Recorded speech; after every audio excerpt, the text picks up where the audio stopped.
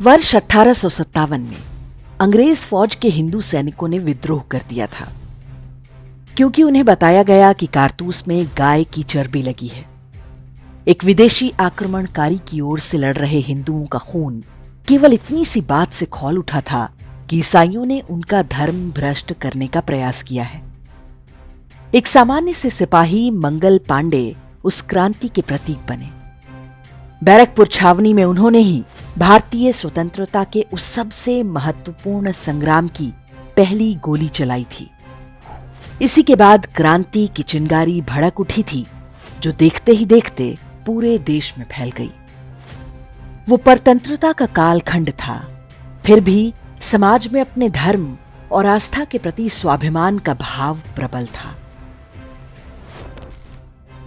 सोचिए, ये वही देश है जिसमें हिंदुओं के सबसे प्रमुख तीर्थों में से एक तिरुपति मंदिर के प्रसाद में गोमांस की चर्बी मिलाने का समाचार ऐसे आया मानो कोई सामान्य सी बात हो। कांग्रेस की कोख से पैदा हुई जगन मोहन रेड्डी की पार्टी की सरकार के समय मंदिर के प्रसाद में घटिया किस्म के घी का प्रयोग किया गया। यह बताना आवश्यक है कि जगन मोहन रेड्डी घोषित रूप से ईसाई है। उसने हिंदू नाम रखा है ताकि लोगों को धोखा दे सके। लैब टेस्ट में पता चला कि तिरुपति के प्रसाद के लड्डू में प्रयोग हो रहा घी गाय, सुअर और मछली की चर्बी से बनाया जा रहा था। एक हिंदू के रूप में हमें समझना होगा कि यह कोई राजनीतिक विवाद नहीं है, बल्कि हिंदू धर्म पर सोचा समझा आक्रमण है। हिंदुओं के देश में एक ईसाई मुख्यमंत्री जगन मोहन रेड्डी की इतनी हिम्मत कैसे हुई कि उसने तिरुपति मंदिर के प्रसाद को दूषित करने की सोची। हिंदुओं की आस्था के सबसे बड़े केंद्र के प्रसाद में गोमांस मिलाने का विचार उसके मन में कहां से आया?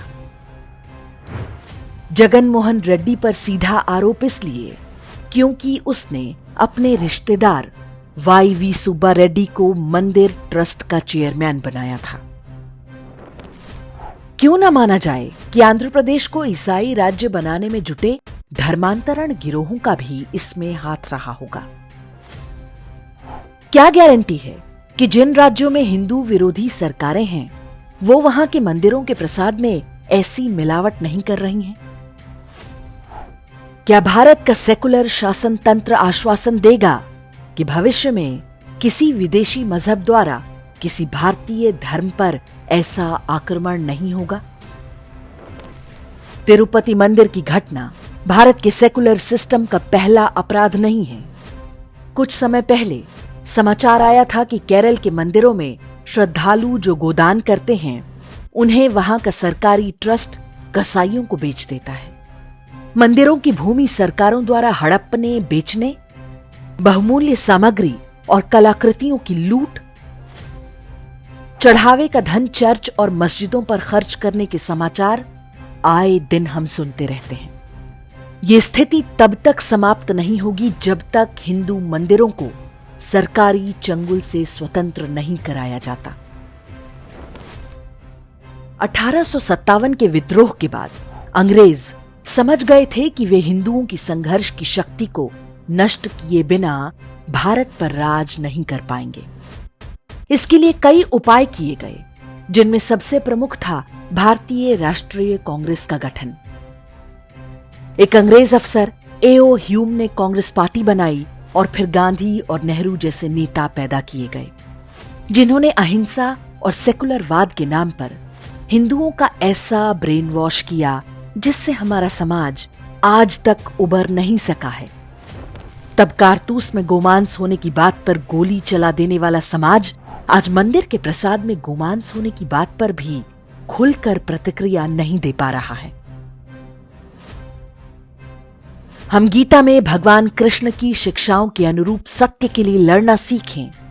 विश्व की सबसे प्राचीन सभ्यता के रूप में हमारे अस्तित्व के लिए ये आवश्यक है। मंगल पांडे से लेकर नाथूराम गोडसे तक ने यही किया था। हमारा धर्म हमें पापियों और आतताइयों को दंडित करने की शिक्षा देता है। जिस दिन हमने ये करना आरंभ कर दिया, विदेशी मजहबों और उनके षड्यंत्रों का सफाया होते देर नहीं लगेगी। तिरुपति मंदिर में हुए अनर्थ के लिए सरकारें क्या कार्रवाई करेंगी हमें पता नहीं, किंतु एक हिंदू के रूप में हमें अधिकार है कि हम दोषियों को दंडित करें। हमें उन संस्थाओं और मजहबों को सामूहिक रूप से उत्तरदायी ठहराना होगा जो इस घृणित अपराध के पीछे हैं।